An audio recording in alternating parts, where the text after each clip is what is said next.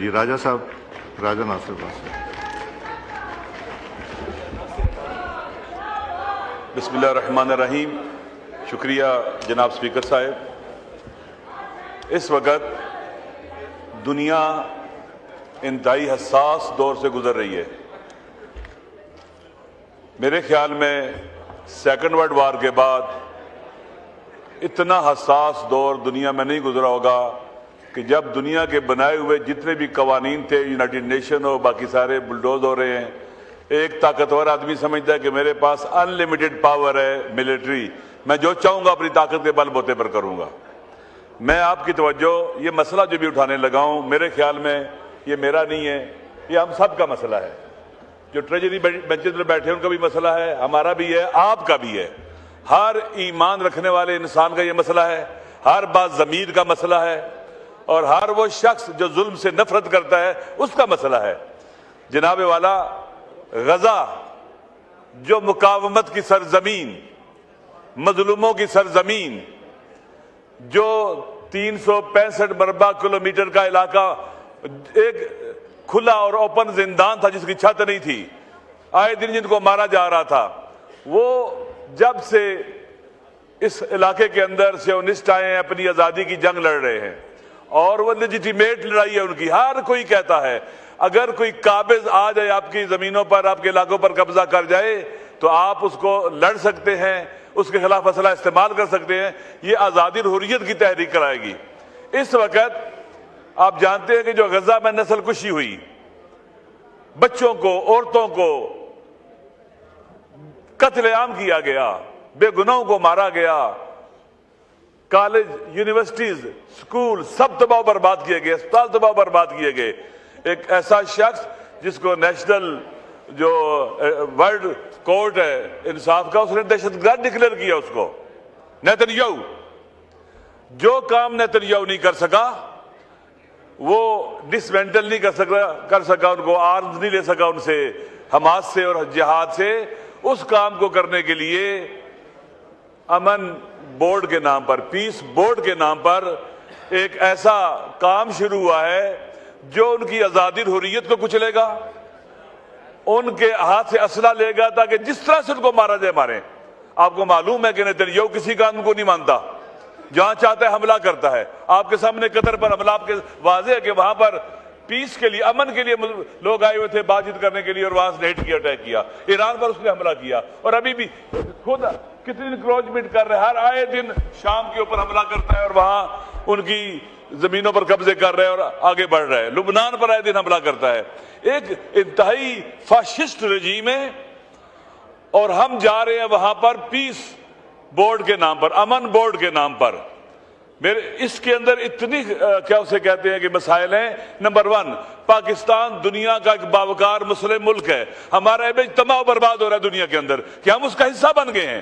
نہ پارلیمنٹ میں کوئی بات چیت ہوئی ہے، نہ ہمارے درمیان بات چیت ہوئی ہے، کسی سے نہیں پوچھا گیا، اس کے حوالے سے کچھ بتایا ہی نہیں گیا۔ مخفی منصوبہ جس کو انہوں نے خود بھی اعلان نہیں کیا، ابھی لیکس کے تحت آیا ہوا ہے۔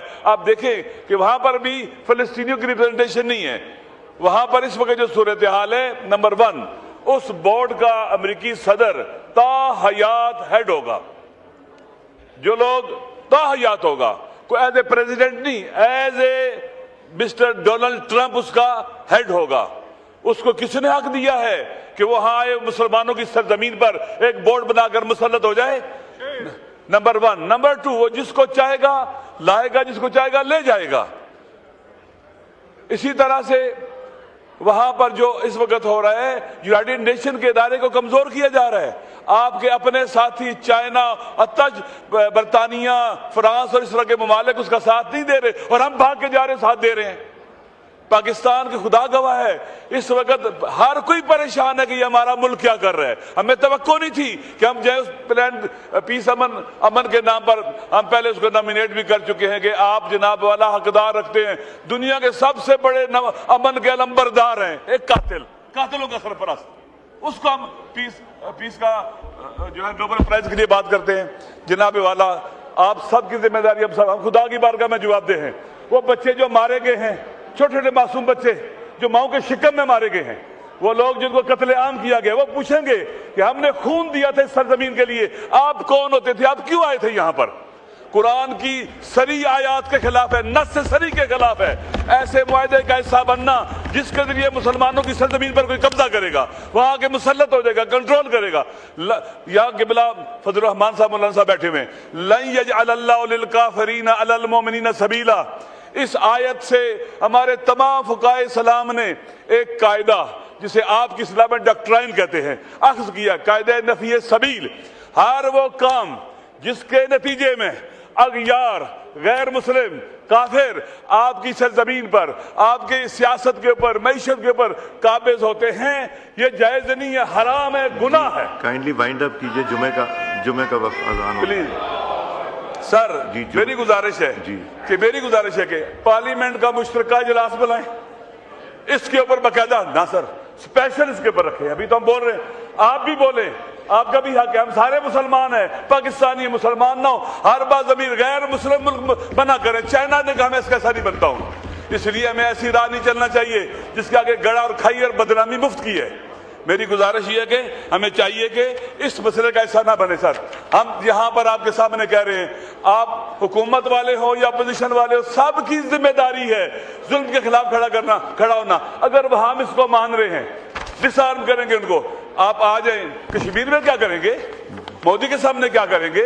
اس کو فری ہینڈ دیں گے، وہ قبضہ کر لے، وہ بورڈ بنا لے، جو مرضی کرے وہاں پر۔ اس کا مطلب یہ ہے کہ ہم کشمیر کے مسئلے سے بھاگ رہے ہیں، پیچھے ہٹ رہے ہیں، یہ بہت بڑا ظلم ہوگا ہمارے تاریخی سٹیپ۔ اللہ اکبر، اللہ اکبر۔ بسم اللہ، ساری سب میں ختم کرتا ہوں اپنی بات کو۔ دیکھیں اس آیت جو ہے لن یجعل اللہ للکافرین علی المؤمنین سبیلا سے استنباط جو ہے قاعدہ نفی سبیل، اور ہم نے آئین میں لکھا ہوا ہے حاکمیت اعلیٰ اللہ کی ہے، قرآن و سنت سپریم ہے۔ سر کیا اللہ کی حکومت میں فلسطینیوں کے ساتھ ایسے ظلم میں شریک ہونا چاہیے؟ ہماری فارن پالیسیز ایسی ہونی چاہیے؟ حاکمیت ہر وہ کام جو اللہ کی حاکمیت کے خلاف ہو، اس کے اصولوں کے خلاف ہو، قرآن و سنت کے خلاف ہو، چاہے وہ فارن ریلیشن کو کوئی بھی ہو، جائز نہیں ہے اس آئین کی روشنی میں بھی۔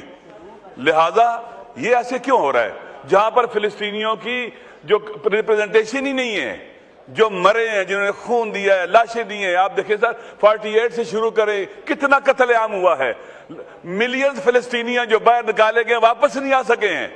آئے دن اسرائیل کی انکروچمنٹ جاری رہتی ہے، انٹرنیشنل جسٹس کورٹ نے اس کو دہشت گرد ڈکلیئر کیا ہے۔ ہونا تو یہ چاہیے تھا ہم وہاں جانے کے بجائے یہاں پر متفقہ جو مشترکہ اجلاس میں، اس میں ہم نیتن یاہو کو دہشت گرد ڈکلیئر کرتے، نسل کش اور قاتل ڈکلیئر کرتے، اس سے ہماری عزت بڑھتی ہے۔ ہم ایٹمی ملک، ہمیں کس سے نہیں ڈرنا چاہیے، لیکن ہم جائز کے جائیں وہاں پر، ہمیں پتہ ہی نہیں اس میں کیا لکھا ہوا ہے۔ آپ کو پتہ ہے، کسی کو پتہ ہے جو چارٹر لکھا گیا ہے اس میں کیا لکھا ہوا ہے؟ کسی کو پتہ ہے کیسے کام ہوگا؟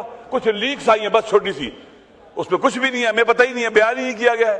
لہذا سر ہونا یہ چاہیے، فلسطینیوں کی ریپرزنٹیشن ہی نہیں ہے، ہم کیسے وہاں جا رہے ہیں؟ سر بھٹو صاحب کی فارن پالیسی فلسطین کے حوالے سے آپ سب کے سامنے ہے، پاکستانی پائلٹ جا کے وہاں لڑے، انہوں نے اسرائیلیوں کو مارا ہے، ہیروز ہیں وہ ہمارے۔ لیکن افسوس کے ساتھ کرنا پڑتا ہے جناب سپیکر، ہم سارے مسلمان ہیں، انسان ہیں، باضمیر ہیں، قاتلوں کے ساتھ بیٹھنا، قاتلوں کے سرپرستوں کے ساتھ بیٹھنا، ان کو خوش کرنا اور یقیناً خدا کو ناراض کرنا ہے۔ سر ظالم جب خوش ہوگا خدا ناراض ہوگا۔ اس لیے میری گزارش یہ ہے کہ باقاعدہ یہاں پر ہونا یہ چاہیے کہ ہم اس کے خلاف قرارداد پاس کریں۔ اس پیس بورڈ کو ہم قبضہ بورڈ کہتے ہیں، نیتن یاہو کی مرضی سے لوگ وہاں جا رہے ہیں اور اس کا حصہ بن رہے ہیں۔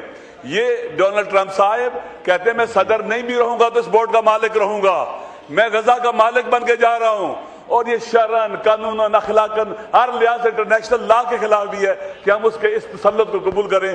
سر میری گزارش یہ ہے کہ ہم سارے مل کر، یہ اپوزیشن کا مسئلہ نہیں ہے، یہ پاکستان کا مسئلہ ہے، پاکستان کے عوام کا مسئلہ ہے، یہ ہمارے دین اور ایمان کا مسئلہ ہے، ہماری غیرت اور حمیت کا مسئلہ ہے۔ ہم اس میں چپ نہ رہیں سر۔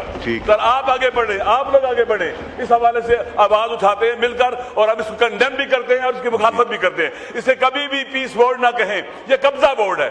جیسے کشمیر پر انڈیا نے قبضہ کیا ہوا ہے، وہ بھی ایک آئینی راستے کے ساتھ، یہ بھی ایک قبضہ بورڈ ہے جس کو نام امن کا دیا جائے گا۔ یہ ظالمانہ بورڈ ہے، یہ قتل والا بورڈ ہے، قاتلوں کا بورڈ ہے، اس میں ہم حصہ نہ بنیں۔ جی مولانا فضل الرحمان صاحب۔